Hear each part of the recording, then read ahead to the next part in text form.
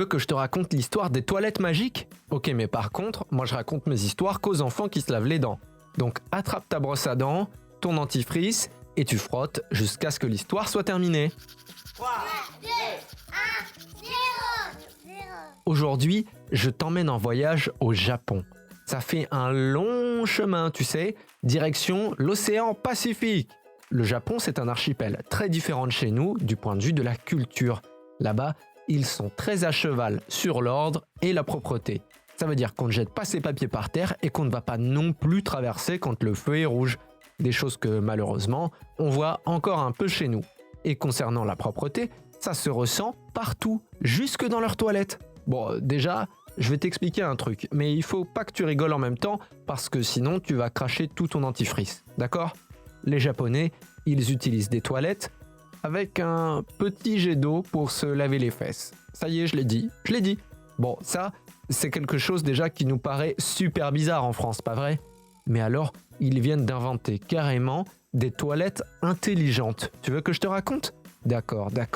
Mais d'abord, tu as peut-être un petit frère ou une petite sœur qui est encore tout bébé et qui pleure beaucoup. Il faut pas lui en vouloir, tu sais. C'est peut-être qu'il ou elle fait ses dents. Entre 6 mois et 2 ans, les premières dents de lait font leur apparition et sortent des gencives. Donc ça peut leur faire super mal. C'est pour ça que les bébés mordillent à peu près tout ce qui leur passe sous la main. La technique pour le calmer, c'est de masser les gencives avec le petit doigt et d'appliquer une sorte de pommade qui calme la douleur. Voilà, maintenant tu sais tout. Alors, sois gentil avec ton petit frère. Ou avec ta petite sœur. Enfin, sois gentil quoi. Bon, je reviens à mon histoire de toilette intelligente. Je te rassure tout de suite, c'est pas des sièges de toilette avec un cerveau ou capables de résoudre des problèmes de maths. Partons plutôt du problème si tu veux bien. Je sais pas si tu as déjà été dans les toilettes publiques, mais c'est vraiment pas très propre. Ou alors, il y a des gens très sales. Enfin, tourne-le comme tu voudras.